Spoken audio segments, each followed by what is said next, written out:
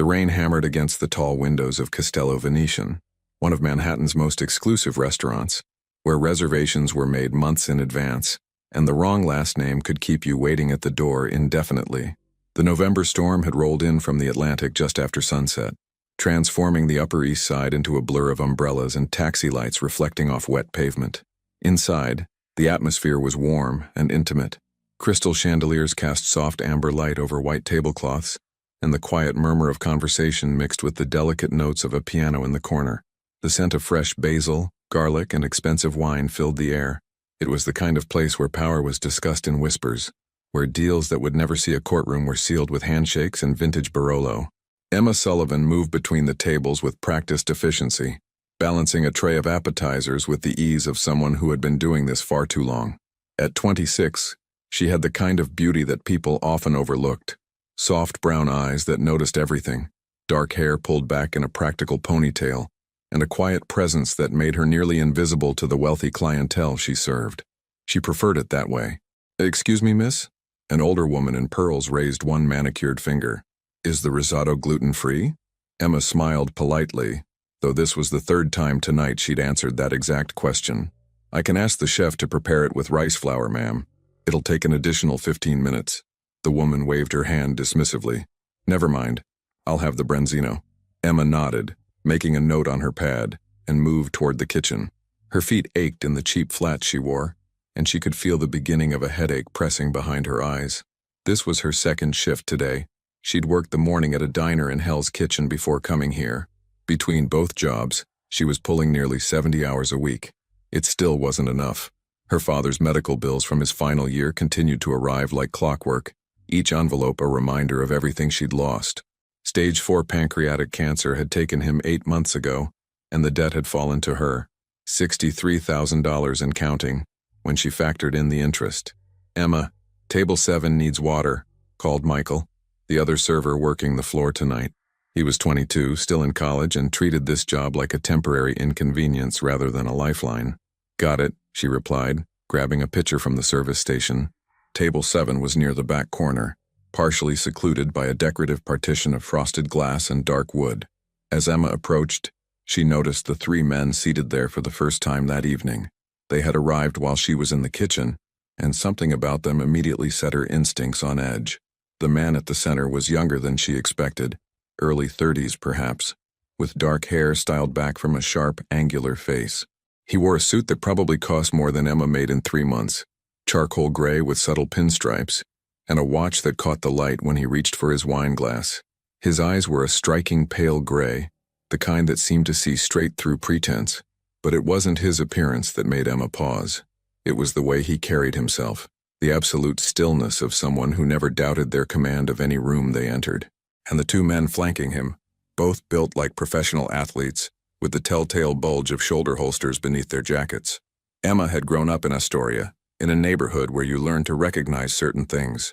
The weight of a concealed weapon, the way men positioned themselves when they expected trouble, the particular quality of attention that separated bodyguards from friends. She knew what she was looking at, even if she didn't know the specifics. "Water?" she asked, keeping her voice neutral. The man in the center looked up at her, and for a moment something flickered in those pale eyes. Recognition, perhaps, or assessment. Then he smiled, and it transformed his entire face, making him look almost approachable. "Please," he said. His voice was quiet, refined, with just a hint of an accent she couldn't quite place. "And we'll need a few more minutes with the menu." "Of course." Emma filled their glasses, acutely aware of the tension at the table. The 2 bodyguards hadn't even glanced at their menus. They were watching the restaurant, cataloging exits and sightlines with professional precision. As Emma turned to leave, the man spoke again. "What's your name?" She hesitated. Customers asked this sometimes, and it was always a coin flip whether they were being friendly or entitled. "Emma, Emma," he repeated, as if testing the sound of it. "Thank you, Emma." There was something in the way he said it, a formality that felt almost old world, that made her look back at him. But his attention had already returned to the menu, dismissing her as thoroughly as if she'd ceased to exist. Emma retreated to the service station, telling herself to shake off the unease. This was Manhattan. Wealthy, powerful people dined here every night. The fact that these particular people made her nervous meant nothing, except it did. For the next 40 minutes, Emma watched that table from the corner of her eye while she served her other guests. The man in the center, she'd heard one of his companions call him Mr. Moretti, ate slowly, apparently unconcerned with whatever danger his bodyguards anticipated. He ordered the osso buco and declined dessert, speaking occasionally in low tones that Emma couldn't make out even when she brought their entrees. But she noticed other things. The way 3 different men had entered the restaurant separately over the past half hour, each alone, each refusing to check their coats, despite the rain. They'd been seated at different tables, one near the bar, one by the windows, one close to the kitchen entrance, but none of them had ordered more than drinks. They weren't eating. They were waiting. Emma's heartbeat quickened. She glanced toward the hostess stand, where Maria was checking reservations on her tablet, oblivious. Looked toward the kitchen where the sounds of clattering plates and shouted orders continued their normal rhythm. No one else had noticed. Maybe she was being paranoid. Maybe these were just business associates. Some elaborate corporate dinner where everyone arrived separately for plausible deniability. Maybe. The man by the bar stood up. So did the one by the windows, and the one near the kitchen. They moved in perfect synchronization, hands reaching inside their jackets. Time seemed to stretch and slow.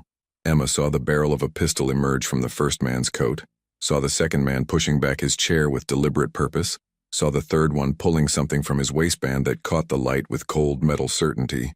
Her mouth opened to scream, but no sound came out.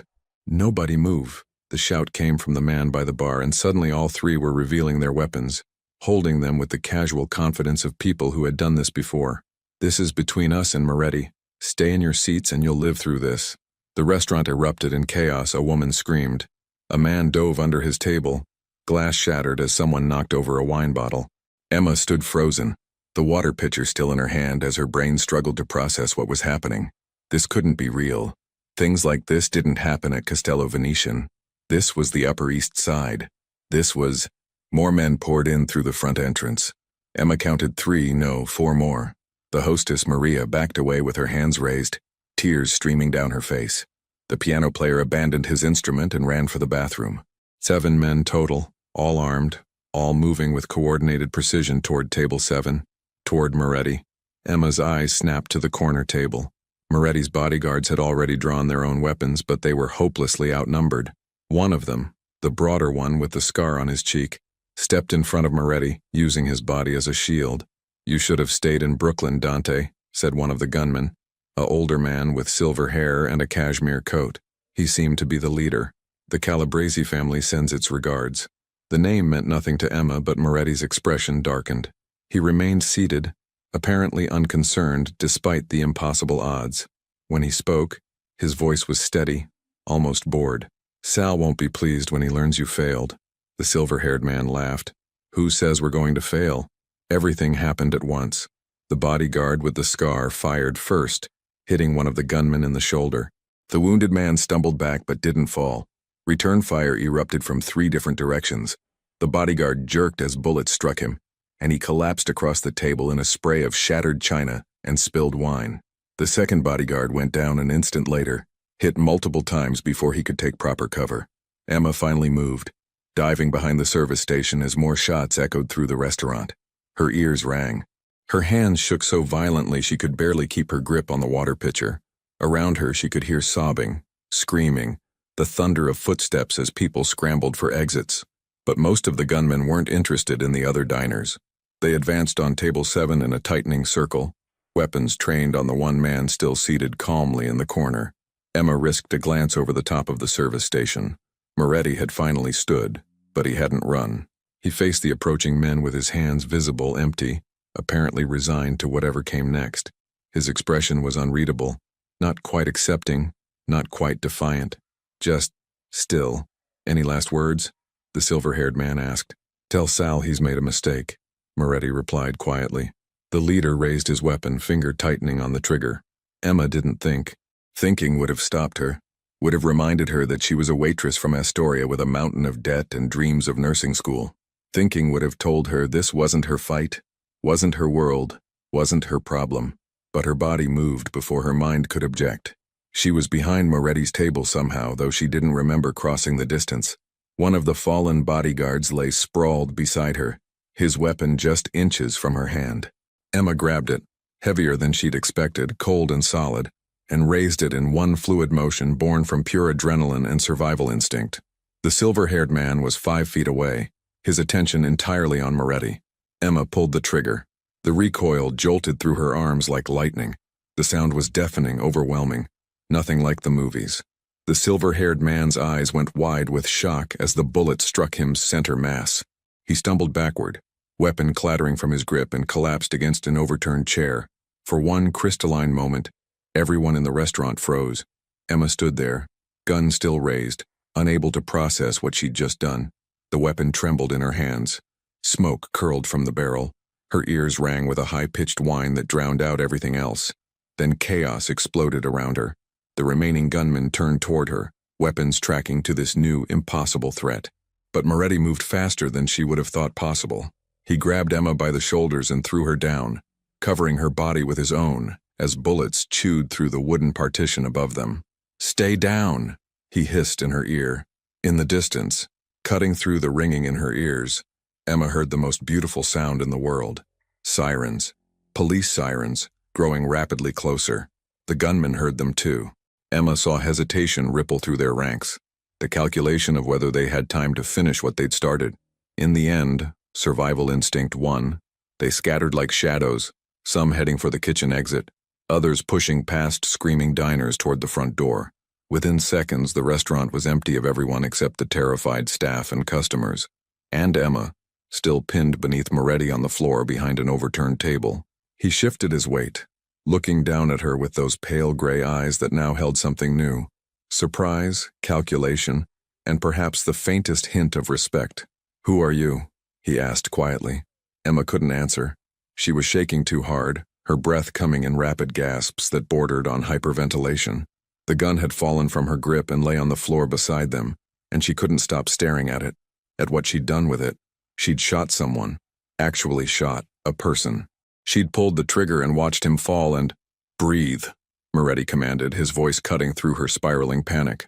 "Slowly, in through your nose, out through your mouth, that's it." She followed his instructions without thinking, her body responding to the absolute certainty in his tone. Gradually, her breathing slowed. Her vision cleared.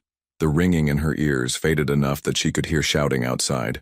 Car doors slamming, boots pounding on pavement. Moretti stood wincing slightly, and Emma saw blood spreading across his left side where a bullet had grazed him. But he moved with the same controlled grace as before, apparently unconcerned with his injury. He offered her his hand. Emma stared at it for a long moment, recognizing that taking it meant something, meant crossing a line that couldn't be uncrossed. But what choice did she have? Her palm was already stained with gun residue. Her fingerprints were on the weapon. The entire restaurant had seen what she'd done. She took his hand. His grip was firm, steady, pulling her to her feet with effortless strength. "Listen to me carefully," Moretti said, his voice low and urgent as the police sirens grew deafening outside. "You just saved my life. That makes you either the bravest or the stupidest person I've ever met, and I haven't decided which yet." He paused, his eyes searching her face. "But what you definitely are now is a target. The men who came here tonight, they won't forget what you did, do you understand?" Emma nodded mutely, though understanding felt miles away. "Good." Moretti reached into his jacket. Emma flinched, but he only pulled out a business card, pressing it into her palm. "When this is over, when the police are done with you, call that number. Don't go home. Don't go anywhere familiar. Just call." "I don't," Emma started, but her voice cracked. "I don't understand what just happened." Something that might have been sympathy flickered across Moretti's face. "You stepped into a world that doesn't forgive mistakes. But you also," he hesitated, as if the words were unfamiliar. "You did something extraordinary. Something I won't forget." The front doors burst open. Police officers flooded into the restaurant, weapons drawn, shouting commands that blurred together into incomprehensible noise. Emma saw them spreading out, securing the scene, checking the fallen men. Moretti's hand dropped from her shoulder. "Remember what I said. Call that number. I promise you, Emma Sullivan, you're going to need the help." How did he know her last name? She'd only told him Emma, but there was no time to ask. More men in dark suits were pouring through the kitchen entrance, and these moved with the same predatory grace as Moretti's fallen bodyguards. They surrounded him immediately, already pulling him toward a back exit that Emma hadn't known existed. Moretti looked back once as they hustled him away, his pale eyes locked with hers across the demolished restaurant, and in them she saw something that made her blood run cold. Certainty, the absolute knowledge that this wasn't over, that tonight had tied their fates together in ways she couldn't begin to comprehend. Then he was gone, vanished into whatever shadows powerful men disappeared into when the world fell apart. "Ma'am, I need you to put your hands where I can see them." The voice was female, calm but commanding. Emma turned to find herself facing an Asian woman in her 40s, wearing a badge that identified her as Detective Sarah Chen, NYPD. Emma raised her hands, still shaking, and felt something papery brush against her palm. The business card. She closed her fist around it instinctively, hiding it from view. "I'm Emma Sullivan," she heard herself say, her voice sounding distant and strange. "I work here. I'm just a waitress."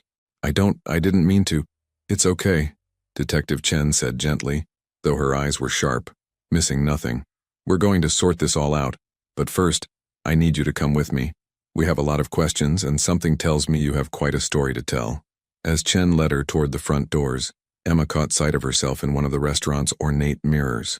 She looked like a stranger, hair wild, white shirt stained with wine and blood, eyes too wide and shocked. But it was her hands that drew her attention, still trembling even as they hung at her sides. These hands had pulled a trigger, had stopped a heart from beating, had saved the life of a man she didn't know, and probably shouldn't have protected. Outside, the November rain continued to fall, mixing with the flashing red and blue lights of a dozen police cars. News vans were already pulling up, cameras emerging like predators scenting blood. Emma saw Maria being led to an ambulance, Michael talking rapidly to a uniformed officer, other staff members and diners giving statements in clusters along the sidewalk. This was real. This had actually happened. And as a plainclothes officer wrapped a blanket around her shoulders and guided her toward a waiting squad car, Emma made a decision. She wouldn't look at the card yet, wouldn't acknowledge its existence until she was alone and could think clearly. But she wouldn't throw it away either, because Dante Moretti had been right about one thing. She had stepped into a world that didn't forgive mistakes, and whether she liked it or not, whether it was fair or not, her life had changed irrevocably the moment she'd grabbed that gun. The night everything changed was just beginning. 48 hours after the shooting, Emma's life had become unrecognizable. She sat on the edge of a sagging mattress in a motel room in Queens, staring at her phone as it buzzed for the 17th time that morning. Another unknown number. Another reporter, probably. Or maybe just someone who'd seen her face plastered across every news outlet in the city and wanted to offer their unsolicited opinion about what she'd done. The phone went to voicemail. Emma didn't bother listening to the message. The room around her was exactly what $49 a night could buy. Water-stained ceiling tiles, carpet that had once been beige but was now an indeterminate gray, and a bathroom where she kept her shoes on even in the shower. The neon sign outside, Starlight Motel, though half the letters had burned out years ago, cast a flickering red glow through the thin curtains. It was the 5th motel she'd stayed in since leaving the police station 2 nights ago. She'd learned quickly that staying in one place was dangerous. Emma's face was everywhere. "Waitress becomes hero in Manhattan restaurant incident," read one headline. "Who is Emma Sullivan?" asked another, accompanied by a photo someone had pulled from her Facebook, her at her father's bedside last year, both of them smiling despite everything, neither knowing it would be one of their last pictures together. She'd deleted all her social media accounts within 6 hours of the shooting. It hadn't mattered. The internet never forgot, and apparently neither did the 24-hour news cycle. Her phone buzzed again. This time it was a number she recognized. Detective Sarah Chen. Emma hesitated, then answered. "Hello? Emma, it's Detective Chen. How are you holding up?"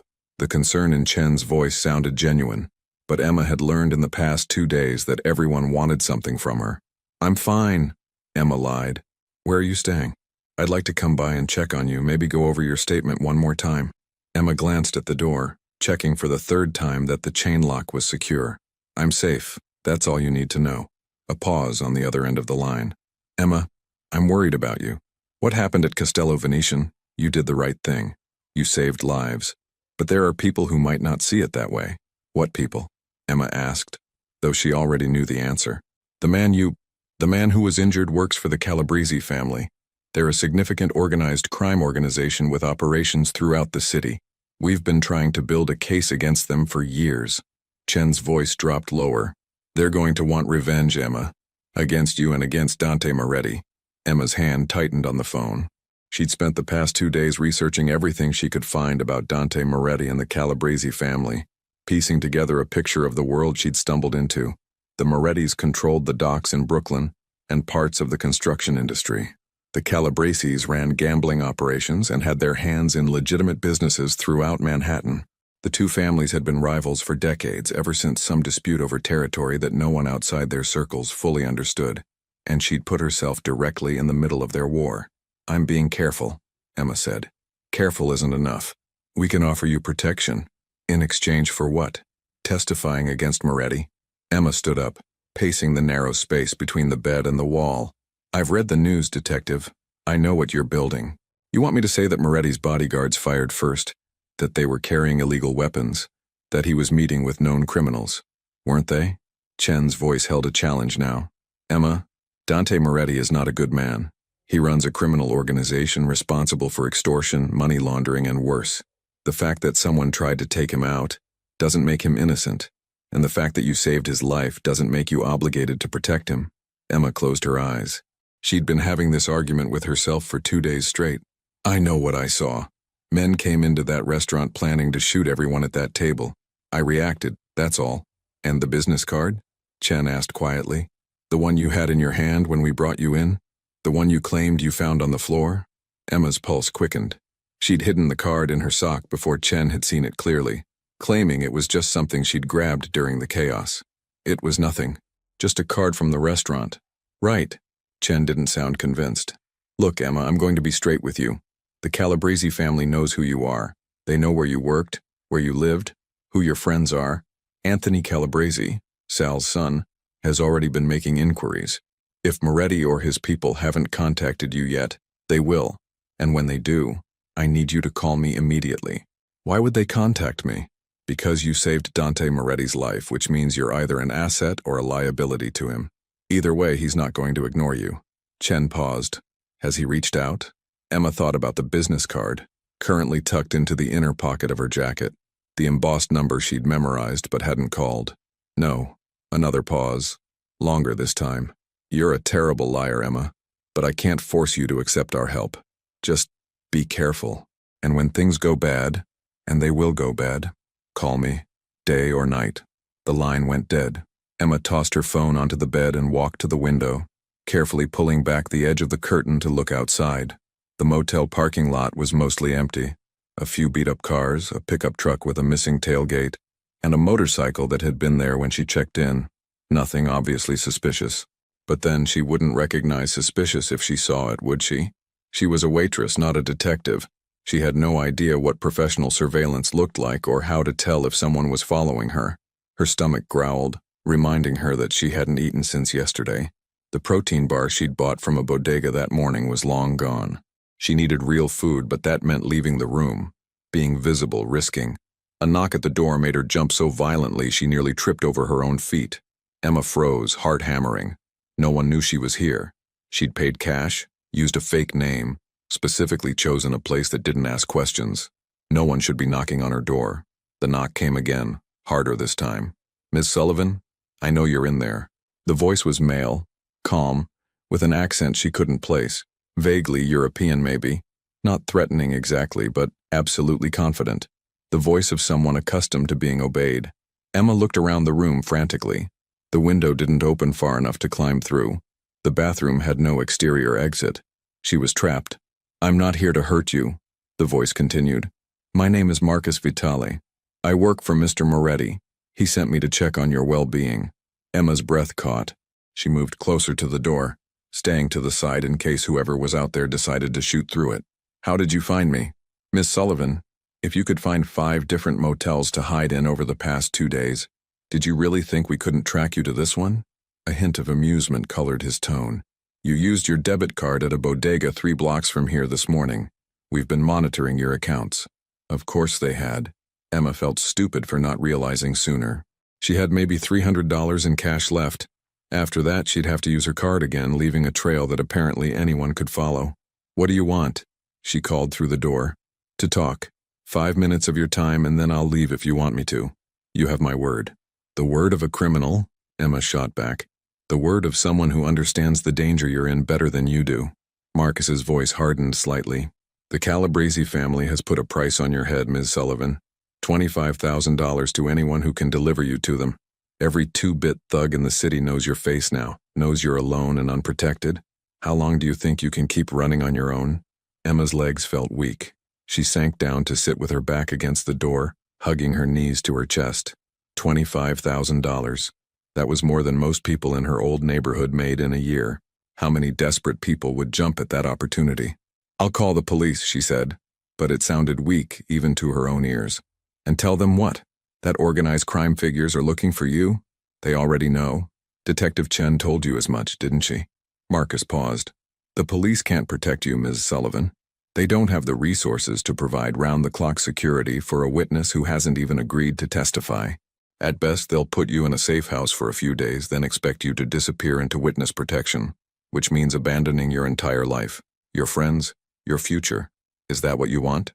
Emma didn't answer. She'd already considered witness protection and rejected it. Starting over with a new identity, in some random city far from everything she'd ever known, giving up on nursing school and the life she'd been fighting so hard to build, it felt like letting the Calabreses win without them even having to find her. "Mr. Moretti is offering you another option," Marcus continued. "His protection in exchange for your cooperation." "Cooperation with what?" "That's a conversation for Mr. Moretti to have with you directly. But I can tell you this much. You'll be safe. You'll be compensated for your time, and when this is over, you'll be able to return to your normal life. That's more than the police are offering." Emma wanted to laugh at the phrase normal life. That ship had sailed the moment she picked up that gun. But maybe Marcus had a point. Maybe the only way out was through, and the Morettis at least had a vested interest in keeping her alive.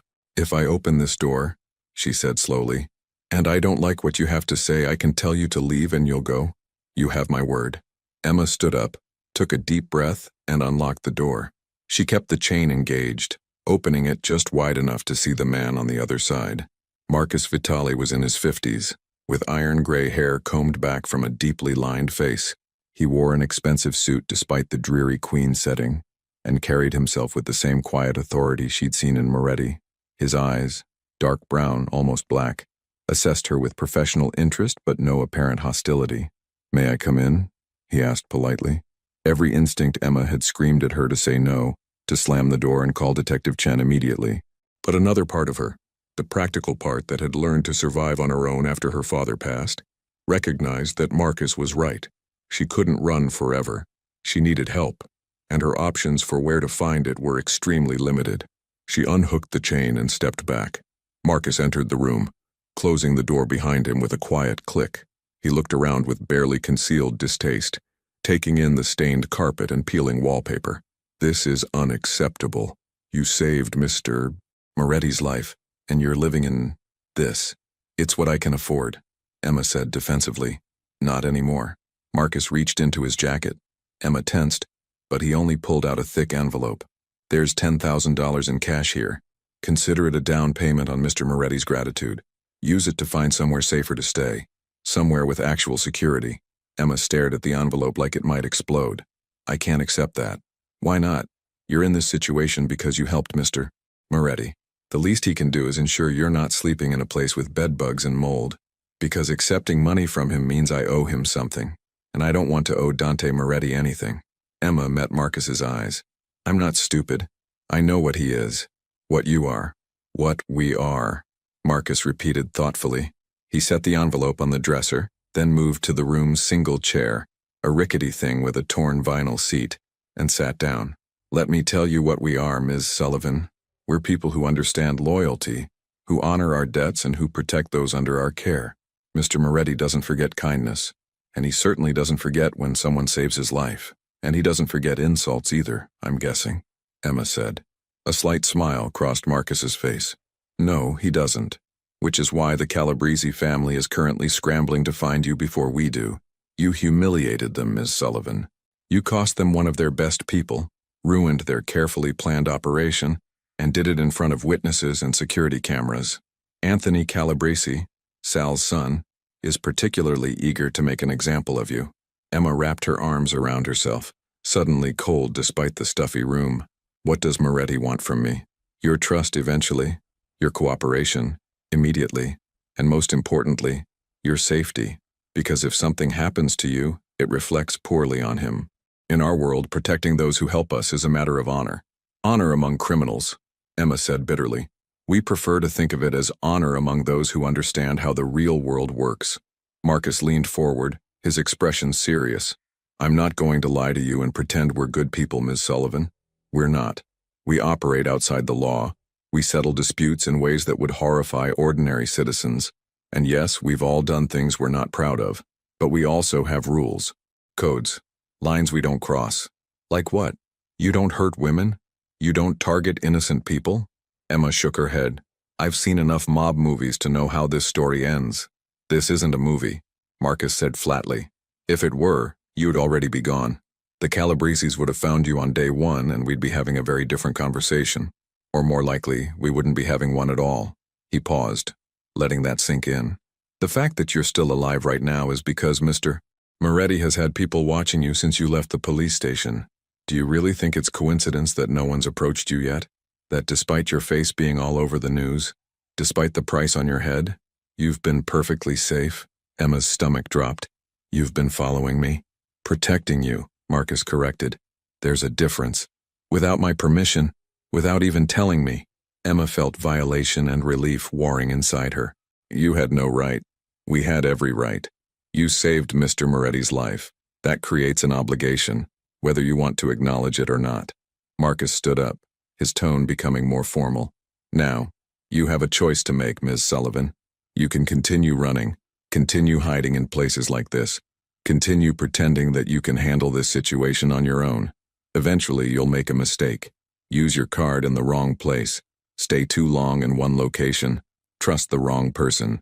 And when you do, the Calabreses will be there. He moved toward the door, then paused with his hand on the knob.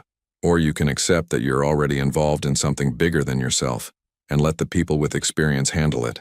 Mr. Moretti has arranged a safe house in Brooklyn. Comfortable, secure, with people who know what they're doing watching over you. All you have to do is say yes. Emma looked at the envelope on the dresser, then back at Marcus. And if I say no, then we'll continue watching from a distance doing what we can to keep you safe. But our resources aren't unlimited, Ms. Sullivan.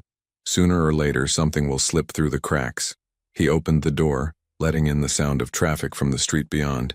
The card Mr. Moretti gave you has a number on it. Call it when you're ready to make the smart choice. Don't wait too long. Then he was gone, the door closing behind him with a soft click. Emma stood frozen in the middle of the room, her mind racing. She walked to the window and carefully looked out, watching as Marcus crossed the parking lot to a black sedan with tinted windows. The car pulled away smoothly, disappearing into the afternoon traffic. But in the parking lot, she noticed something she hadn't seen before. A dark SUV parked in the far corner, positioned with a clear view of her motel room door. As she watched, another man walked casually past her window. Just a guy in jeans and a jacket. Could be anyone, except for the way his eyes flicked toward her door, cataloging, assessing. They were still watching, had been watching this entire time. Emma let the curtain fall back into place and sank onto the bed. The envelope sat on the dresser like a challenge. $10,000. Enough to solve her immediate problems, to buy her time and options and safety. All she had to do was accept it. Accept that she was in Dante Moretti's debt. Accept that her normal life was over, at least for now. Accept that sometimes the only way to survive was to make deals with people you'd normally cross the street to avoid. Emma pulled out her phone and stared at it for a long moment. Detective Chen's number was there, just one call away. So was the card Marcus had mentioned, with Moretti's private line. Two choices, two very different paths. She thought about her father, about what he would tell her to do. He'd been a good man, honest and hard-working, the kind of person who believed in the system and following the rules. But he'd also been practical. He'd taught her that surviving sometimes meant making difficult choices, compromising your ideals for the sake of living to fight another day. "I'm sorry, Dad," Emma whispered to the empty room. Then she pulled Dante Moretti's business card from her jacket pocket and began to dial. The safe house in Brooklyn was nothing like Emma had expected. She'd imagined something dark and claustrophobic, a basement apartment with barred windows and the constant smell of cigarette smoke. Instead, Marcus had driven her to a renovated brownstone in Park Slope, complete with original hardwood floors, exposed brick walls, and tall windows that flooded the space with afternoon light. "This is the safe house?" Emma had asked, standing in the doorway with her single bag of belongings. "Mr. Moretti believes that comfort and security aren't mutually exclusive," Marcus replied, leading her inside. "The windows are bulletproof glass. The doors are reinforced steel beneath the decorative facade, and there are cameras covering every approach to the building. You'll be perfectly safe here." That had been a week ago. 7 days of living in what felt like a very beautiful cage. Emma sat at the kitchen island now, nursing her third cup of coffee and watching the morning light paint patterns across the marble countertop. The brownstone was quiet except for the distant sounds of the city beyond its walls. Traffic, voices, the normal rhythm of Brooklyn waking up. Inside, she might as well have been alone. Except she wasn't. She was never alone anymore. 2 of Moretti's men were always present, rotating shifts every 12 hours. They were polite, professional, and absolutely uninterested in conversation beyond the basics. One stayed on the ground floor, monitoring the security cameras. The other positioned himself outside her bedroom door at night, a silent reminder that she was as much a prisoner as she was a protected guest. Emma understood the necessity. The news hadn't moved on from the Castello Venetian incident.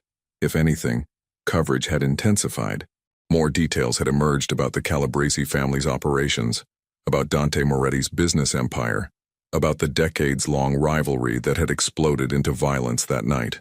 Emma's face remained a fixture on every news channel, with talking heads debating whether she was a hero or simply someone in the wrong place at the wrong time. The Calabreses had responded to the coverage with silence, which Detective Chen had told her, in one of their daily check-in calls, that Emma suspected were being monitored, was somehow worse than public threats. Silent organizations were planning organizations, Chen had said.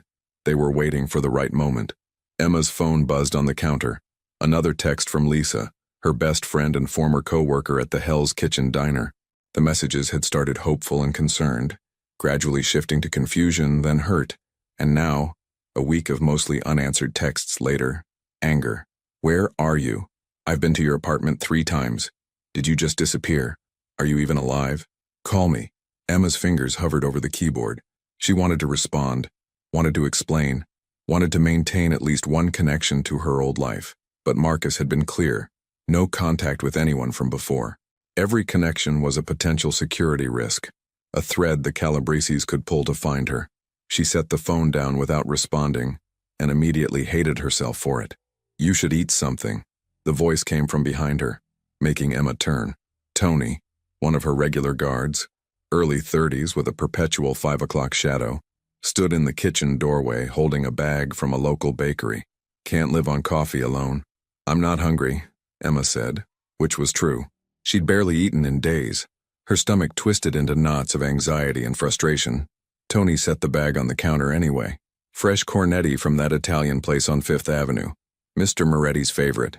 He paused, then added more quietly, "He's coming by today. You should eat something before he gets here." Emma's pulse quickened. "Moretti's coming here?" "Around 11. Said he wants to talk to you." Tony's expression remained neutral, but Emma caught something in his tone. Was it sympathy? Concern? "You've been here a week. Makes sense he'd want to check in." After Tony left, Emma forced herself to eat one of the pastries. It was delicious, flaky, buttery, filled with sweet custard, but it sat like lead in her stomach. She'd been in this house for 7 days and hadn't seen Dante Moretti once. Part of her had started to wonder if the man from the restaurant had been real, or just some fever dream conjured by trauma and adrenaline, but he was coming today, and Emma needed to be ready. She went upstairs to her room, spacious, beautifully furnished with a view of the tree-lined street below, and stared at her reflection in the full-length mirror. She'd lost weight she couldn't afford to lose, and dark circles had taken up permanent residence under her eyes. Her hair needed washing, and the clothes Marcus had provided, expensive casual wear that fit perfectly, because of course they'd known her size, hung loosely on her frame. She looked like a ghost of herself. Emma forced herself through a shower, then dressed carefully in jeans and a soft gray sweater. She dried her hair and even applied a little makeup. some remnant of pride demanding she not look completely defeated when facing the man who'd turned her life upside down. At exactly 11 o'clock, she heard the sound of multiple vehicles pulling up outside. Emma moved to the window, careful to stay behind the curtain, and watched as 3 black SUVs parked in front of the brownstone. Men in suits emerged first, scanning the street with practiced vigilance. Then Dante Moretti stepped out of the middle vehicle. He looked different in daylight, somehow more real and less like the dangerous figure from her memories. He wore dark slacks and a charcoal sweater, no jacket despite the November chill. As he approached the door, he glanced up at Emma's window, directly at her hiding spot, as if he'd known exactly where she'd be. Their eyes met for a fraction of a second before Emma jerked back from the curtain, heart pounding. She heard the front door open, heard Marcus's voice greeting Moretti, heard footsteps on the stairs. Emma stood in the middle of her room, hands clasped to keep them from shaking as a knock sounded on her door. "Ms. Sullivan, may I come in?" Moretti's voice, quiet and formal, exactly as she remembered. Emma took a breath and opened the door. He stood in her doorway, and this close she was struck again by his youth. The news had reported his age, 32, but the weight of authority he carried made him seem older. His pale gray eyes studied her with the same intense focus from the restaurant, taking in details she couldn't hide: her weight loss, her exhaustion, the barely concealed fear she felt standing this close to him. "You look terrible," he said bluntly. Emma almost laughed at the directness. "Thank you, you look great too." A hint of a smile crossed his face. "May I?" He gestured to the room. Emma stepped back, letting him enter. Moretti moved to the window, looking out at the street below where his men maintained their vigil. He was quiet for a long moment, and Emma found herself studying him in profile. The sharp line of his jaw, the slight tension in his shoulders, the way he held himself with complete certainty even in stillness. "I've been told you're not eating," he said finally, not looking at her. "That you barely sleep, that you spend most of your time staring at your phone but never actually making calls. Are your men reporting on everything I do?" "Of course they are. Your safety is their primary responsibility." Now he turned to face her. "But keeping you alive isn't enough if you're going to waste away from misery. This house is meant to be a refuge, not a prison." "Funny," Emma said, unable to keep the bitterness from her voice. "It feels a lot like a prison. Beautiful bars are still bars." Moretti was quiet for a moment, considering her words. Then he moved to one of the chairs by the window and sat down, gesturing for Emma to take the other. She remained standing. "Sit," he said, and it wasn't quite a command, but it wasn't a suggestion either. Emma sat, mostly because her legs were shaking and she didn't want him to see. "I owe you my life," Moretti began, his voice measured and careful. "That's not a debt I take lightly. In my world, such an obligation is sacred. It demands repayment, protection, loyalty. Do you understand?" "I understand that I made a split-second decision that I didn't think through," Emma replied. "I didn't do it expecting anything from you. I didn't even know who you were, which makes it more remarkable, not less." He leaned forward slightly. "Most people would have stayed hidden, would have let events unfold and told themselves it wasn't their problem. But you acted. You stepped into danger to protect a stranger. That takes either tremendous courage or tremendous stupidity, and I don't think you're stupid." Emma looked away, uncomfortable with his intensity. "I'm not brave either. I was terrified. Courage isn't the absence of fear. It's acting despite it." Moretti paused. "Emma, may I call you Emma?" She nodded, not trusting her voice. "Emma, the situation you find yourself in is complicated. The Calabrese family wants revenge, which puts you in constant danger. The police want you to testify, which would place you in a different kind of danger, and He trailed off, seeming to choose his words carefully. "I need to understand why you helped me before I can determine how to help you. I told you. I didn't think. I just reacted." "No." His voice sharpened. "That's the answer you've been giving the police. The answer you've probably been telling yourself. But I don't believe it. I've seen the security footage from the restaurant, Emma. I've watched that moment a dozen times. You had at least 3 seconds between grabbing the weapon and firing. 3 seconds where you could have stayed hidden, could have done nothing. But you chose to act. Why?" Emma felt her throat tighten. She'd been avoiding this question even in her own mind because the answer frightened her. "I don't know." "Yes, you do." "I don't." The words came out sharper than she intended. "Maybe I saw my father in you, okay? Maybe in that split second I saw someone about to lose their life the way my dad lost his, and I couldn't just watch it happen again. Maybe it was trauma response or adrenaline or just pure stupidity like you said. But I don't have some grand explanation for you. I couldn't let you die. The words hung in the air between them. Moretti's expression softened almost imperceptibly. Your father, he said quietly. Marcus told me he passed away recently. Cancer? Emma nodded, not trusting herself to speak. And you were with him? At the end? Every day. Emma's voice cracked. I watched him get weaker and weaker. Watched him fight and lose and finally give up. I held his hand when he took his last breath and I couldn't do anything to stop it. I was completely helpless. So when you had the chance to stop someone else from losing that fight, you took it. It wasn't a question, but Emma answered anyway. I guess so. Moretti leaned back in his chair, studying her with those unsettling pale eyes. You saved my life because you couldn't save your father's. That's not what I expected. What did you expect? I don't know. Ambition, perhaps. Self-preservation instinct. Maybe I thought you recognized an opportunity and seized it, calculating that a crime boss would owe you a significant debt. He shook his head slowly. But you're not calculating at all, are you? You're just genuinely good, which is extraordinarily rare in my world. Emma didn't know how to respond to that, so she said nothing. Moretti stood up and moved back to the window. I need to tell you something, and I need you to listen carefully. The attack at Castello Venetian wasn't just about the Calabreses trying to take me out. It was more complicated than that. What do you mean? There was someone inside my organization feeding information to the Calabreses. Someone who knew where I'd be that night, who I'd be with, what security I'd have. His voice remained calm, but Emma could hear the anger beneath it. Someone close to me betrayed me, and I need to find out who. Emma's chest tightened. What does that have to do with me? Everything. Moretti turned to face her. You're an outsider with no connections to either family, no history with any of us. You're also observant. I could see it at the restaurant, the way you were watching everything, noticing details. And most importantly, you're someone I can trust, because you have absolutely nothing to gain from my death. You want me to help you find a traitor? Emma stood up, backing away. Are you insane? I'm a waitress, not some kind of investigator. I don't know anything about your world. Exactly. Which is why you'll see things my own people would miss. They're too close to it, too embedded in the politics and alliances. Moretti moved toward her, not threatening, but intent. I'm asking for your help, Emma. Not as an employee or an asset, but as someone I'm hoping can become an ally. And if I say no, then I'll continue protecting you, continue providing everything you need until the situation resolves itself. But I think you already know that hiding here indefinitely isn't sustainable. You'll go mad with boredom and isolation within a month. He paused. This is an opportunity. Help me identify the traitor, and I'll give you something in return. What could you possibly give me that I want? Your life back. Moretti's voice was quiet, but certain. The Calabreses won't stop hunting you until they've extracted revenge. But if we can eliminate their leadership, expose the corruption in their organization, hand enough evidence to the authorities to dismantle them, you'll be safe. You can go back to your apartment, your friends, your nursing school dreams.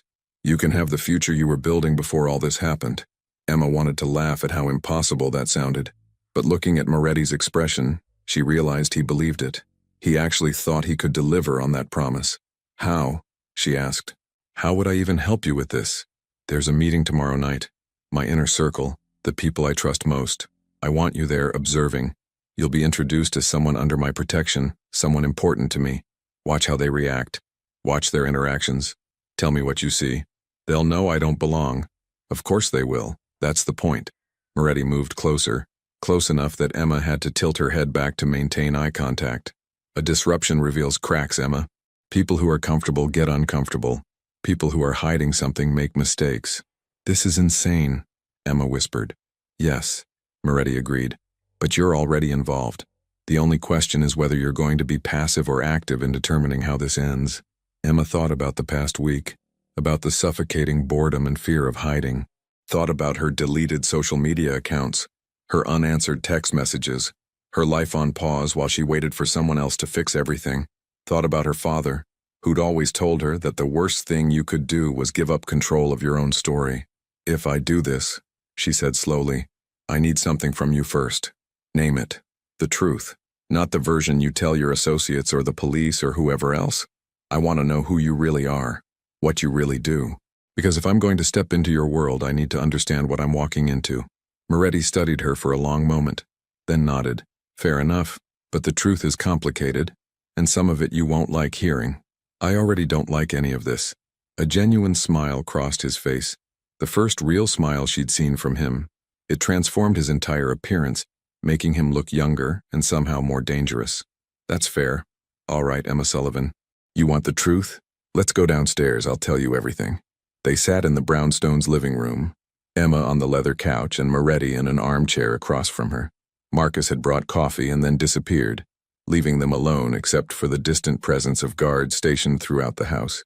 I was 10 years old, Moretti began without preamble, when I realized my family wasn't normal. Other kids' fathers worked in offices or construction. Mine worked from home, had strange men visiting at odd hours, and carried a weapon everywhere he went. Emma listened, coffee cup warming her hands, as Moretti's story unfolded. His father, Alessandro Moretti, had built a business empire that operated in the gray spaces between legal and illegal, construction companies that won bids through intimidation, dock unions controlled through strategic pressure, protection services that were really just sophisticated extortion. Dante had been raised in that world, groomed from childhood to eventually take over. I thought I could change it, Moretti said, staring into his coffee. When my father died 6 years ago, heart attack, nothing dramatic, I inherited everything. I told myself I'd legitimize the operation, transition into fully legal businesses over time. But it's not that simple. Why not? Emma asked. Because the people who work for you expect certain things. Because your rivals see any weakness as an opportunity. Because once you're in this world, there's no clean exit. He looked up at her. I've reduced the violence, eliminated some of our more objectionable operations. But I can't simply walk away without everything collapsing, potentially into the hands of people much worse than me. That sounds like rationalization, Emma said quietly. It is, Moretti agreed without hesitation. I rationalize my choices every day. Tell myself I'm better than the alternative, that I'm protecting people who depend on me, that I'm working toward something better, even if I never quite reach it. But the truth is simpler. I'm trapped by choices I made, and choices made for me before I was old enough to understand what they meant. Emma absorbed this, trying to reconcile it with the dangerous crime boss from the news reports. And the Calabreses? They're everything I'm trying not to be. Sal Calabrese runs his organization through fear and brutality. He controls gambling, loan sharking, other operations that destroy lives. We've been rivals for years because our territories overlap and our philosophies conflict. Moretti's expression hardened. The attack at the restaurant was supposed to end that conflict by taking me out of the equation. But someone on your side helped plan it. Yes. Someone who either wants my position or has been bought by the Calabreses. Either way, they're willing to see me gone. He set down his coffee cup. That's the world you're stepping into if you agree to help me. Dangerous, morally complicated, and with no guarantee of a happy ending. Emma was quiet for a long time, processing everything she'd heard. Finally, she asked, "Why me? You must have dozens of people who could do what you're asking. Why involve someone who has no experience, no connections, no skills for this?" "Because of exactly that," Moretti said. "Everyone else in my world has an agenda. You're the first person I've met in years who wants nothing from me except to survive and get back to your normal life. That makes you the only person I can trust completely." He stood up, moving to look out the window at the quiet Brooklyn street. "Tomorrow night there will be a dinner. My Uncle Vincent, my oldest friend Tony, my advisor Father Russo, and a few others. All people I've known for years, any one of whom could be the traitor. I need you there watching them with fresh eyes. Will you do it?" Emma thought about everything she'd lose by saying yes. Her illusions of safety, her moral high ground, her ability to pretend she wasn't already deeply involved in this situation. Then she thought about what she'd lose by saying no. Agency, purpose, and any real chance of reclaiming her future. "I'll do it," she said. "But I have conditions." "Name them." "First, I want Detective Chen to know I'm safe. You can monitor the call, but I need to contact her so she stops thinking I've been taken against my will." Moretti nodded. "Agreed." "Second, when this is over, if we actually survive and manage to identify your traitor, you help me disappear for real. New city, clean slate, no connections to any of this. I can do better than that. I'll ensure you can finish nursing school wherever you want, with all expenses covered." Emma blinked, surprised by the offer. "Why would you do that?" "Because debts should be repaid with interest and you saved my life. Moretti's voice was matter of fact. Is there a third condition? Yes. Emma met his eyes directly. No one gets hurt because of me. If my involvement puts innocent people in danger, we stop immediately. I won't be responsible for casualties. Something flickered in Moretti's expression. Respect, perhaps, or sadness. I can't promise that no one will be hurt, but I can promise that we'll do everything possible to minimize harm. Is that acceptable? It wasn't. Not really. But it was the best she was going to get. Okay, Emma said. I'm in. Moretti crossed the room and extended his hand. Emma stood and shook it, his grip firm and surprisingly warm. This was it, she realized. The moment she stopped being a victim of circumstances and became an active participant in her own fate. She just hoped she wasn't making a terrible mistake. The dinner is tomorrow at 7, Moretti said. Marcus will bring you appropriate clothing and brief you on who will be there. Until then, try to rest. You're going to need your strength. He moved toward the door, then paused. Emma, thank you for saving my life at the restaurant and for agreeing to help me now. I won't forget either. Then he was gone, leaving Emma alone with her thoughts and the weight of what she'd just agreed to do. Outside, the Brooklyn afternoon continued its normal rhythm. Children playing, people walking dogs, the gentle chaos of ordinary life. Emma watched it all from her window and wondered if she'd ever find her way back to that kind of simplicity. Probably not. But at least now she was moving forward instead of just hiding and hoping for rescue.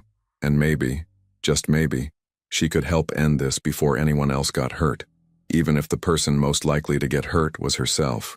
Emma stood in front of the full-length mirror, barely recognizing herself. The dress Marcus had delivered that afternoon was elegant but understated, a deep navy that brought out her eyes, with a modest neckline and sleeves that ended just above her elbows. It fit perfectly, tailored to measurements she hadn't provided but that someone had clearly obtained. Her hair had been styled by a woman who'd arrived with a bag full of professional equipment, creating soft waves that framed her face. Even minimal makeup made her look polished, sophisticated, like someone who belonged in Dante Moretti's world. She looked like someone she wasn't. You look beautiful, Marcus said from the doorway, his tone respectful but businesslike. Mr. Moretti will be pleased. Emma turned away from her reflection. I don't care about pleasing him. I just want to get through tonight without making a fool of myself. You won't. Marcus entered the room, carrying a small jewelry box. But you need to understand something before we leave. The people you're about to meet, they're dangerous. Not in the obvious way, with threats and violence. They're dangerous because they've survived decades in a world where trust is currency and betrayal is common. They'll be evaluating you, trying to determine why Mr. Moretti has brought you into his inner circle. What should I tell them? Nothing. Let Mr. Moretti explain your presence. Your job is simply to observe. Marcus opened the jewelry box, revealing a delicate silver necklace with a small pendant. May I? Emma nodded, turning so he could fasten it around her neck. The pendant was cool against her skin, a simple design that looked expensive without being ostentatious. This necklace has a recording device, Marcus said quietly. Mr. Moretti will be listening to everything that's said tonight. If you feel uncomfortable or threatened at any point, touch the pendant and say the word, headache. We'll extract you immediately. Emma's hand went instinctively to the pendant. You're saying this could be dangerous. I'm saying we're taking precautions. There's a difference. Marcus stepped back, evaluating her appearance with a critical eye. Remember, you're there as Mr. Moretti's guest under his protection. No one will harm you directly, but they may try to intimidate you, test you, see how you react under pressure. Great, Emma muttered. And I'm supposed to be observing them while they're observing me? Exactly. Now let's go over the key players one more time. For the next 20 minutes, Marcus reviewed the dossiers Emma had studied all afternoon. Vincent Moretti, Dante's uncle, the underboss who'd been with the organization for 40 years.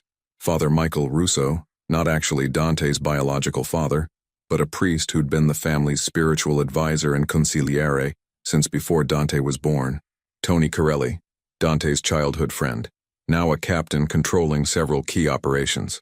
And 3 others, lieutenants who managed different aspects of the business. Any one of them could be the traitor. It's time, Marcus said, checking his watch. The car is waiting. The drive to the restaurant took 30 minutes, winding through Brooklyn toward an area Emma didn't recognize. They pulled up to a building that looked abandoned from the outside. Graffitied walls, boarded windows, a rusted sign that might have once advertised something.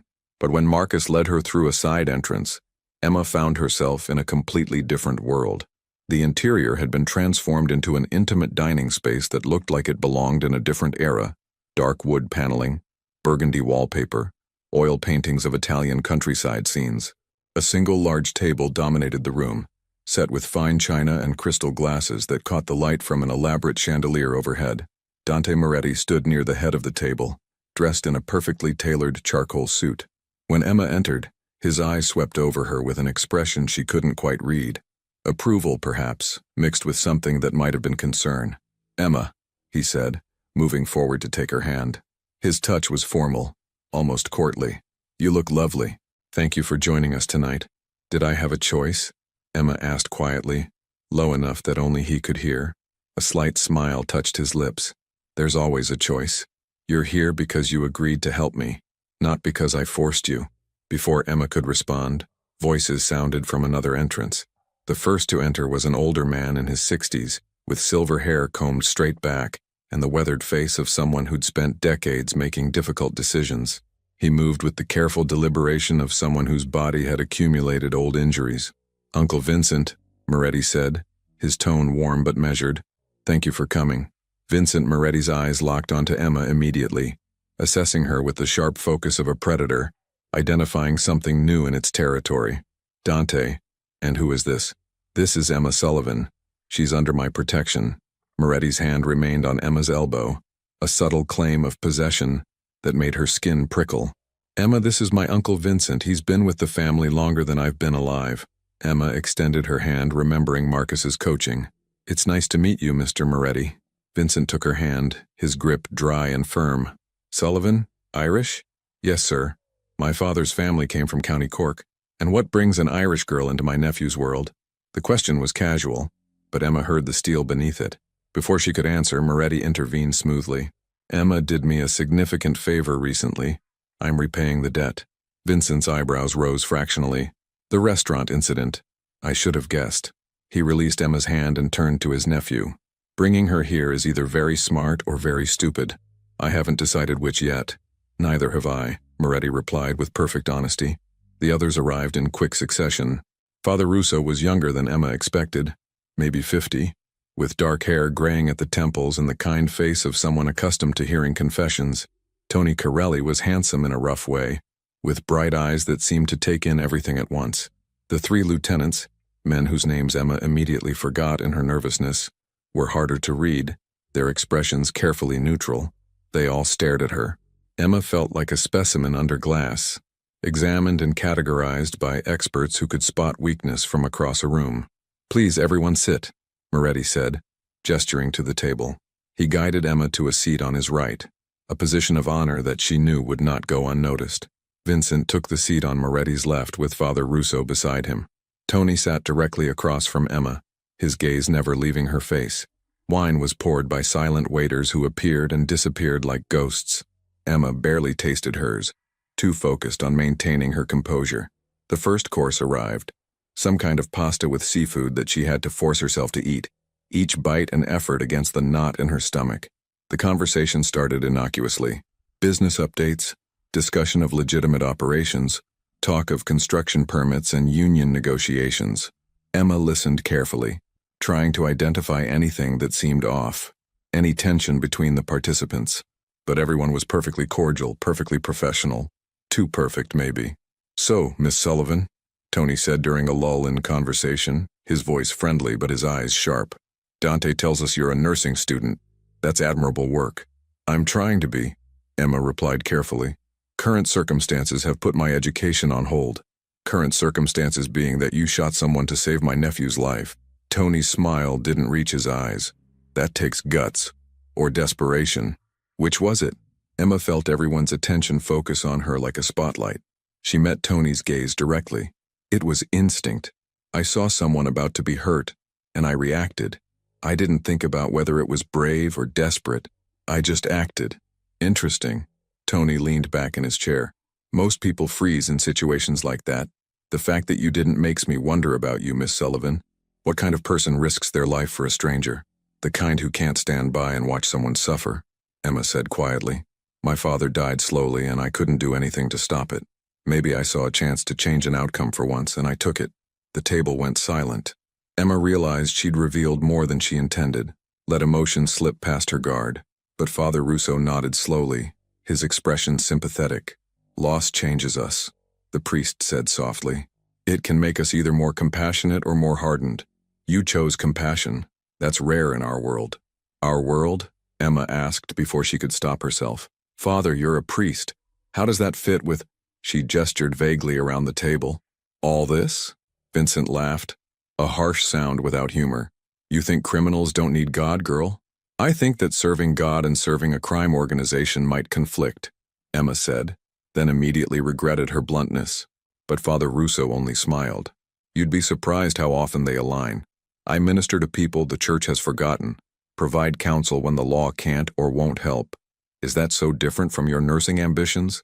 Helping those in need, regardless of who they are or what they've done? Emma had no answer to that. The logic was twisted, but she couldn't quite identify where. The main course arrived, veal that melted like butter, accompanied by vegetables Emma couldn't name. The conversation shifted to other topics, but Emma noticed something. Every few minutes, someone would glance at Vincent. A quick look, barely perceptible, but it happened repeatedly. Tony did it. So did one of the lieutenants. Even Father Russo, though his glances were more subtle. They were checking his reactions, she realized, waiting for some signal or approval. Emma touched her pendant casually, the gesture natural as she adjusted her necklace. Moretti needed to know about this pattern. Uncle, Moretti said, his voice cutting through a discussion about dock operations. You've been quiet tonight. What's your assessment of our position with the Calabrese situation? Vincent set down his wine glass with deliberate care. My assessment is that you're being reckless, Dante. First, you insist on dining in public despite intelligence suggesting a threat. Then you survive an attack only to bring the woman who saved you into our inner circle. He gestured toward Emma without looking at her. What exactly are you thinking? I'm thinking that someone told the Calabreses where I'd be that night, Moretti replied calmly. Someone with access to my schedule, my security arrangements, my habits. Someone at this table, perhaps. The atmosphere in the room transformed instantly. The lieutenants exchanged glances. Tony's hand moved beneath the table, toward a weapon, Emma realized with a spike of fear. Father Russo went very still, his expression unreadable. Vincent's face hardened. That's a serious accusation, nephew. It's a serious problem. Moretti's voice remained level, but Emma heard the danger beneath it. 7 men walked into that restaurant knowing exactly where I'd be sitting, exactly how many guards I'd have, exactly when to strike. That level of detail doesn't come from surveillance. It comes from inside information, or from sloppy security, Vincent countered. You've gotten comfortable, Dante. Arrogant. You think your reforms and legitimate businesses make you untouchable. But in our world, there's no such thing as safety, only vigilance. And you've been lacking that. Have I? Moretti leaned forward slightly. Or have I been giving potential traitors enough rope to hang themselves? Emma's heart hammered. This was escalating too quickly, moving toward confrontation she wasn't prepared for. She touched her pendant again, more deliberately this time, ready to say the code word if needed. Tony suddenly laughed, breaking the tension. Jesus, you two. Every family dinner turns into an interrogation. He looked at Emma with something like sympathy. Sorry, Miss Sullivan. You picked a hell of a night to meet everyone. Indeed, Father Russo added, his tone diplomatic. Perhaps we should remember that we're here to break bread together, not to accuse each other of betrayal. But Vincent wasn't finished. He stood up, his chair scraping loudly against the floor. No, if Dante wants to make accusations, let him make them clearly. Who do you suspect, nephew? Me? Your oldest friend? The priest who baptized you? He spread his hands. Or maybe it's one of the lieutenant's men who've served this family for decades. Moretti remained seated, his composure absolute. I don't know yet, but I will find out. Will you? Vincent's voice dropped to something dangerous. And what will you do when you discover the truth? Will you have the stomach for what's necessary? Or will you hesitate like you always do, trying to find some compromise that lets you sleep at night? Emma saw Moretti's jaw tighten, the first crack in his calm facade. Careful, uncle. Or what? You'll have me removed? Investigated? Please. Vincent moved toward the door, then paused. Your father would be ashamed of what you've become, Dante. A businessman playing at being a mob boss, too soft to do what's required.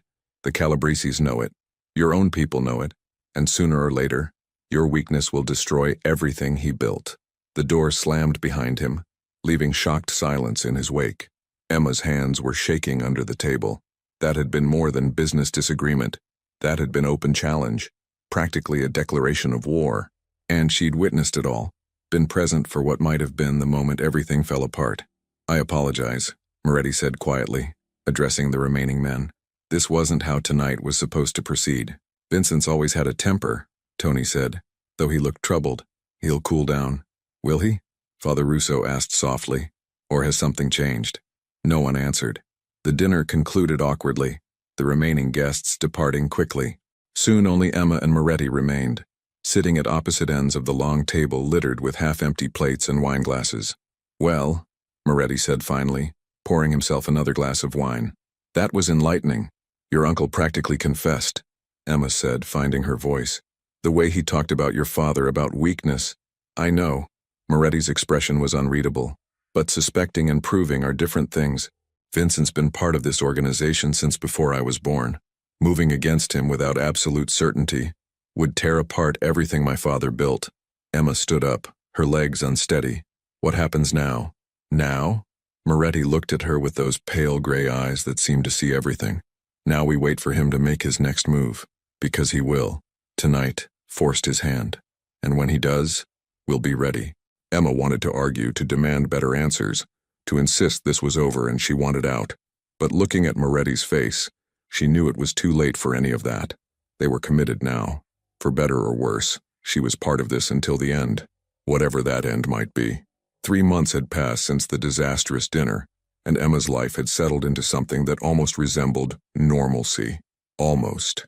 She sat in a lecture hall at Hunter College, her notebook open to a page filled with diagrams of the human cardiovascular system. Around her, other nursing students scribbled notes as Professor Martinez explained the intricacies of cardiac function. It was surreal. 6 months ago, Emma had been working double shifts just to keep her head above water. Now she was enrolled full-time in the nursing program she'd dreamed about, with all expenses covered by an anonymous benefactor, whose identity everyone pretended not to know. Her phone buzzed silently in her pocket. Emma ignored it, focusing on the lecture. But when it buzzed again 30 seconds later, she risked a glance under the desk. 2 texts from Detective Chen. We need to talk. It's urgent. Call me as soon as you can. It's about the Calabrese case. Emma's stomach tightened. She'd been cooperating with Chen for months now, providing testimony about the restaurant incident while carefully avoiding anything that might incriminate Moretti beyond what was already public knowledge. It was a delicate balance, helping the authorities without betraying the man who'd given her life back. After the confrontation at dinner, everything had moved quickly. Vincent had disappeared, gone into hiding, according to Marcus, taking with him several loyal lieutenants and a significant portion of the organization's resources. The evidence of his betrayal had been overwhelming once they'd known where to look. Encrypted communications with the Calabreses, suspicious financial transfers, meetings that didn't appear on any official schedule. But Vincent had vanished before they could confront him directly, and the Calabrese family had fragmented in the aftermath. Sal Calabrese had been arrested on unrelated charges that Emma suspected weren't unrelated at all. His son Anthony had taken over, and by all accounts he was even more dangerous than his father, and even more determined to see Emma pay for her role in their family's downfall. Miss Sullivan? Professor Martinez's voice cut through her thoughts. Would you like to explain the difference between systolic and diastolic pressure? Emma looked up, realizing the entire class was staring at her. Systolic is the pressure when the heart contracts, forcing blood through the arteries. Diastolic is the pressure when the heart relaxes between beats. Correct. Try to stay present, please. Emma nodded, cheeks burning with embarrassment.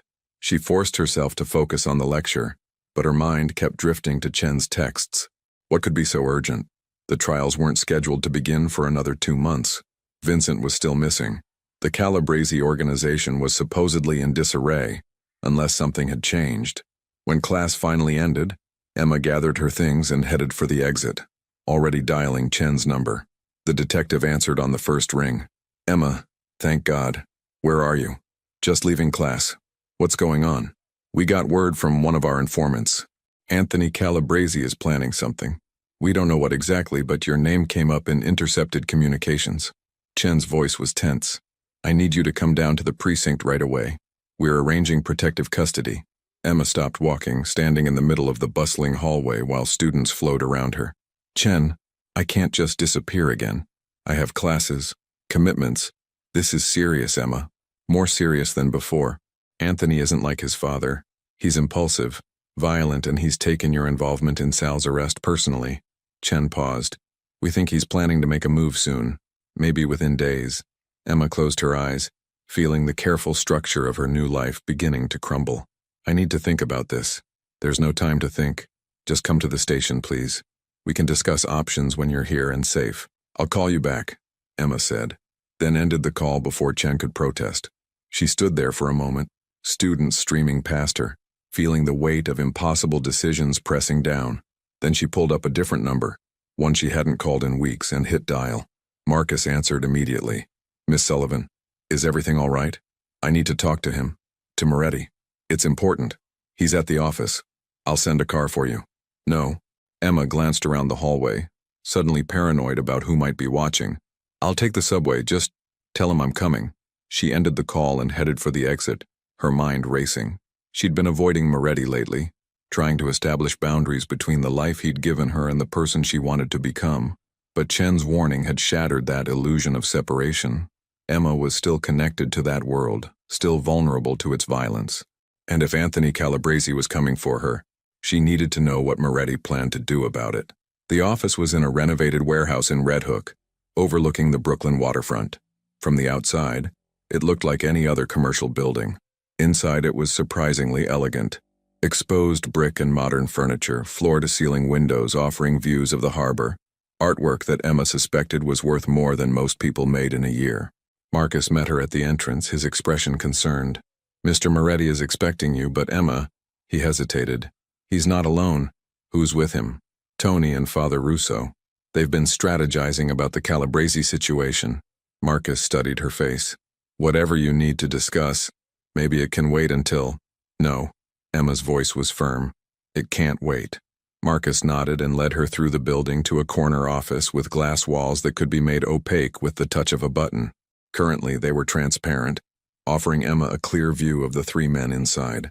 Moretti sat behind a large desk, his suit jacket discarded and his shirt sleeves rolled up. Tony stood by the window, phone pressed to his ear. Father Russo occupied one of the leather chairs reading something on a tablet. They all looked up when Emma entered. Emma. Moretti stood immediately. Surprise and something else. Concern, maybe. Crossing his face. I wasn't expecting you. Is everything all right? No. Emma remained standing, too agitated to sit. Detective Chen called. She says Anthony Calabrese is planning something, that I'm a target. She wants me in protective custody. The three men exchanged glances. Tony ended his phone call and moved closer. Father Russo set down his tablet, his expression grave. We know, Moretti said quietly. We've been monitoring the Calabrese communications for weeks. Anthony has become erratic, obsessed with revenge. And you didn't think to tell me? Emma's voice rose despite her efforts to stay calm. I've been going to class, living my life, thinking I was safe because you said the situation was under control.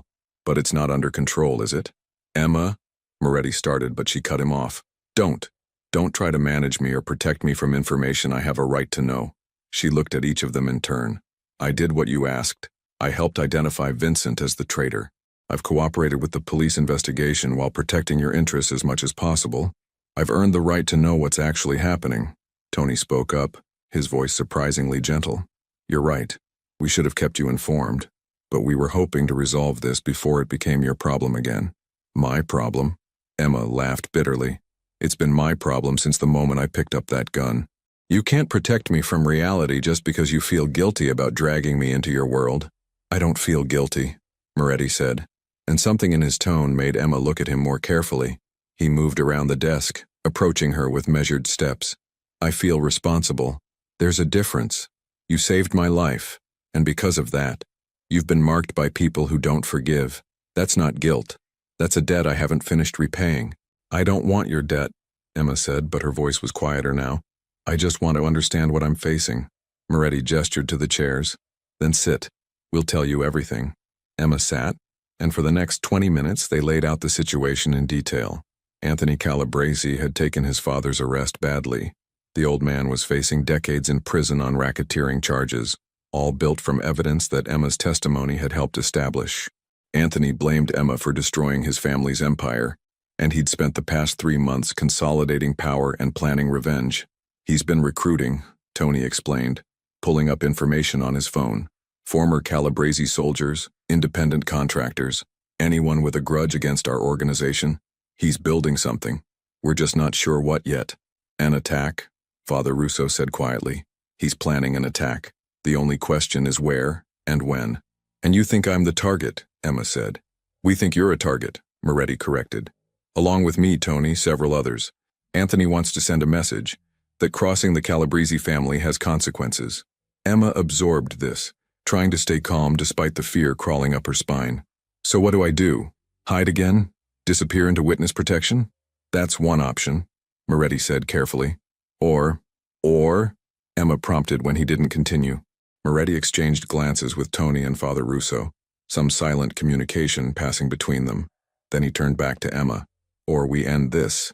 Permanently. Emma's mouth went dry. What does that mean? It means we've been playing defense for months, reacting to threats instead of eliminating them.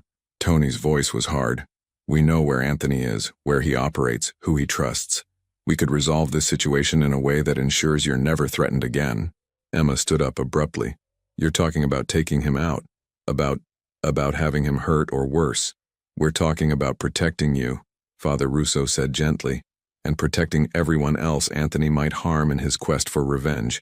Sometimes preventing greater violence requires difficult actions. No, Emma backed toward the door. No, I won't be part of that. I won't have their fate on my conscience because I couldn't figure out another way. Moretti was beside her in 2 strides, his hand on her arm. Not restraining, just anchoring. Emma, listen to me. I understand your moral objection. I respect it. But you need to understand something. Anthony Calabrese won't stop. Not because of police pressure, not because of negotiations, not because we ask nicely. He's beyond reason now, driven by ego and revenge. The only way to ensure your safety, to ensure anyone's safety, is to remove him from the equation. Emma looked into Moretti's pale gray eyes and saw something she hadn't expected. Genuine concern, mixed with resignation. He didn't want to do this either, she realized. Or at least, some part of him didn't. But he would, because in his world, this was what survival required. There has to be another way, Emma whispered. Tell us what it is, and we'll pursue it, Moretti replied. But I've been in this world for 32 years, Emma. I've tried every alternative I can think of. Sometimes there are no good choices, only less terrible ones. Emma pulled away from his grip, wrapping her arms around herself. Her father's voice echoed in her memory. Sometimes the hardest thing is accepting what you can't control, sweetheart. Focus on what you can change, and make peace with the rest. But how could she make peace with this? How could she stand aside while someone was targeted, even if that someone was a criminal who wanted her gone? I need time, she said finally, to think, to process all of this.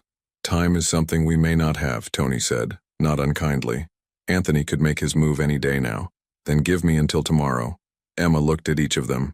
Let me talk to Detective Chen, hear what the police can actually offer. Let me make an informed decision instead of just reacting out of fear. Moretti studied her for a long moment, then nodded. Tomorrow. But Emma, you can't go back to your apartment or to campus. Not until we know more about Anthony's plans. Stay at the safe house in Park Slope tonight, please. Emma wanted to argue, to insist on her independence, to prove she didn't need their protection. But she wasn't stupid. If Anthony Calabrese really was planning something, her tiny apartment with its flimsy locks would be a death trap. Fine, she agreed. The safe house, one night. Marcus will take you, Moretti said. And Emma, I meant what I said. I won't let anything happen to you. Whatever you decide tomorrow, you have my protection. That's not negotiable. Emma nodded, too emotionally exhausted to respond. She let Marcus lead her from the office, back through the elegant warehouse and out to the waiting car. As they drove through Brooklyn toward Park Slope, she watched the city slide past her window and wondered how her life had become so complicated. 6 months ago, her biggest worry had been paying rent and affording textbooks. Now she was caught between the police and the mob, between her conscience and her survival instinct, between the person she wanted to be and the person circumstances were forcing her to become. Her phone buzzed. Another text from Chen. Emma, please respond. We're worried about you. Emma stared at the message for a long moment, then typed a reply. I'm safe. Need to think. I'll call you tomorrow with my decision. Then she turned off her phone and closed her eyes, letting the car carry her toward another night in the beautiful cage that had become her refuge. The next morning, Emma woke to the sound of sirens. She sat up in bed, disoriented, as the wailing grew louder. Multiple vehicles moving fast, somewhere close by. Emma went to the window and looked out at the quiet Park Slope Street. 3 police cars screamed past, followed by an ambulance. Then more cars, black SUVs that Emma recognized as the kind Moretti's people drove. Something had happened. Her phone, turned back on when she'd woken, began buzzing frantically. Calls from Marcus, from Detective Chen, from a number she didn't recognize. Emma's hands shook as she answered Chen's call. Emma, thank God. Are you at the safe house? Yes, what's happening? I hear sirens. There was an incident early this morning. A warehouse in Red Hook. Chen's voice was tight. Multiple casualties. We're still sorting through the scene, but Emma, Anthony Calabresi is gone. Someone took him out, along with most of his top people. Emma sank onto the bed, her legs suddenly unable to support her. What? It was professional, coordinated, clearly planned for weeks. Whoever did this knew exactly where to strike and when. Chen paused. Emma, I need to know. Did you have any knowledge of this? Did Moretti discuss anything with you yesterday? No. I mean, we talked about the threat from Anthony, but Emma's mind raced, replaying yesterday's conversation. Or we end this. Permanently. Chen, I didn't know this was going to happen. I swear. I believe you. But Emma, this changes everything. The Calabresi organization is effectively finished, which means... Chen's voice softened. Which means you're safe. Really safe. For the first time since this whole thing started. Emma should have felt relief. Should have felt grateful that the threat hanging over her for months had been eliminated. Instead, she felt sick. Someone had taken Anthony Calabresi's life. Multiple someones, probably. People had ended things violently, permanently, in a way that could never be undone. And it had been done, at least in part, to protect her. I need to go, Emma said quietly. Emma, wait. But Emma ended the call. She sat in the silent room, watching morning light paint patterns across the hardwood floor, and tried to process what she'd learned. Moretti had done it. Had to have been him. She'd asked for time to think, and he'd given it to her, by making the decision himself, taking the weight of it so she wouldn't have to. Emma didn't know whether to be grateful or furious. A knock at the door made her jump. Miss Sullivan? Marcus's voice, calm as always. Mr. Moretti would like to speak with you. He's downstairs. Emma dressed quickly, pulling on jeans and a sweater with trembling hands. When she came downstairs, she found Moretti in the living room, standing by the window with his back to her. He looked tired, his suit was rumpled, and there was a tension in his shoulders that Emma had never seen before. You did it, Emma said quietly. You went after Anthony. Moretti turned to face her. His expression was carefully neutral, but Emma saw something in his eyes, a weariness that went deeper than physical exhaustion. I protected you. That's what I promised to do. By having people. By ending things. Emma couldn't bring herself to use more explicit words. I asked for time to think, for a chance to explore other options. There were no other options, Moretti replied, his voice flat. Anthony had already set his plan in motion. We intercepted intelligence last night indicating he was going to strike today. At your school during your afternoon lab. He was planning to take you in broad daylight, in front of witnesses, because he wanted to send a message about what happens to people who cross his family. Emma felt the blood drain from her face. How do you know that? Because we've had someone inside his organization for weeks. Someone who risked their life to get us that information. Moretti moved closer. I didn't want to tell you yesterday because I hoped we could resolve it without violence. But when the intelligence came through last night, I had to make a choice. Wait and risk your life, or act and spare you from having to make an impossible decision. So you made it for me, Emma said, and she wasn't sure if she felt relieved or robbed of agency. Yes, I made it for you. Moretti's voice softened. Emma, I know you think I'm a monster. Maybe I am, but I also know that you're a good person. Someone who shouldn't have to carry the weight of these kinds of choices. So I carried it instead. That's what debts mean in my world. That's what protection means. Emma sat down on the couch, her legs shaky. What happens now? Now? Moretti remained standing, silhouetted against the morning light. Now you're free. The Calabrese organization is finished. Vincent is still out there somewhere, but without resources or allies, he's not a threat. You can go back to school, finish your degree, build the life you wanted before any of this happened. Just like that, Emma looked up at him. I just go back to normal? As normal as possible, yes. Moretti pulled an envelope from his jacket pocket and set it on the coffee table between them. That contains information for a trust fund in your name, enough to cover your education and living expenses for the next several years. Consider it the interest on my debt to you. Emma stared at the envelope without touching it. And you? What happens to you?